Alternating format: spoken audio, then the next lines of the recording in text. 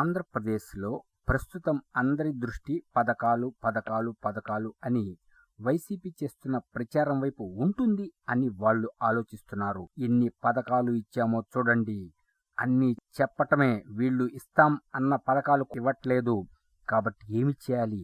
మీరు పథకాలు ఇవ్వట్లేదు అని ఒకటేమైనా హోరెత్తిస్తున్నారు. ఇటువంటప్పుడే మనం ఒక విషయం ఆలోచించాలి. పథకాలు భారీగా ఇచ్చారు, మేము పంచేశాం అందరికీ 2,70,000 కోట్లు, మేము ఇంత పంచాము అని అంటున్నారు.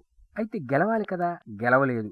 ఆంధ్రప్రదేశ్లో ప్రజలు అప్పులు చేసి పంచాలా, సంపద పెంచి పంచాలా అనే దానిపై చాలా కాన్ఫిడెంట్గా ఉన్నారు.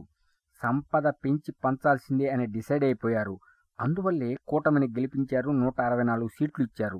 వైసీపీకి 11 సీట్లు ఇచ్చారు. ఇదే సమయంలో ఎక్కడ మీటింగ్ జరిగినా, ఏ విషయం మీద మీటింగ్ జరిగినా పథకాల గురించి చెబుతున్నారు జగన్మోహన్ రెడ్డి గారు. ఎక్కడ చూసినా నీకు 15 ఇది ఊతపదం అయిపోయింది. కానీ కూటమి వడివడిగా అడుగులు వేసుకుంటూ వెళ్ళిపోతుంది. అన్న క్యాంటీన్లు ఓపెన్ కాబోతున్నాయి. ఈలోపే ఒక పథకం అమలైంది. దీపధూప నైవేద్యాల కింద ప్రైవేట్ గుళ్లకి 10,000 రూపాయలు చేశారు. ఎంతమంది తమ పిల్లలు బీటెక్ చదివి ఉద్యోగాలు లేకుండా తిరుగుతూ ఉంటే ఎంత బాధపడ్డారో ఆలోచించండి. కంపెనీలు రాక, ఉన్న కంపెనీలు వెళ్ళిపోతూ, వచ్చే కంపెనీలు ఏపీ వైపు చూడక ఎంత బాధపడ్డారు. అవన్నీ గూడు కట్టుకొని వాళ్ళు ఒక నిర్ణయానికి వచ్చారు. బయటపడితే ఎవరైనా వాళ్ళని కొట్టడం, వాళ్ళ మీద కేసులు పెట్టడం, ఇంకేదైనా చేయటం జరుగుతుంది.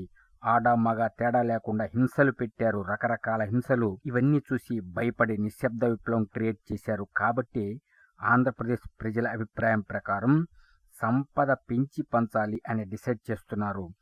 ఆంధ్రప్రదేశ్ ప్రజలు చాలా ఇంటెలిజెన్స్గా ఆలోచించారు. మనకి సంపద పెంచి పంచాలి తప్ప అప్పులు చేసి పంచకూడదు అని డిసైడ్ అయ్యారు. కూటమిని గెలిపించారు. కూటమి సంపద క్రియేట్ చేయడానికి రెడీ అయిపోయింది. త్వరలోనే అన్ని పథకాలు అమలు కాబోతున్నాయి.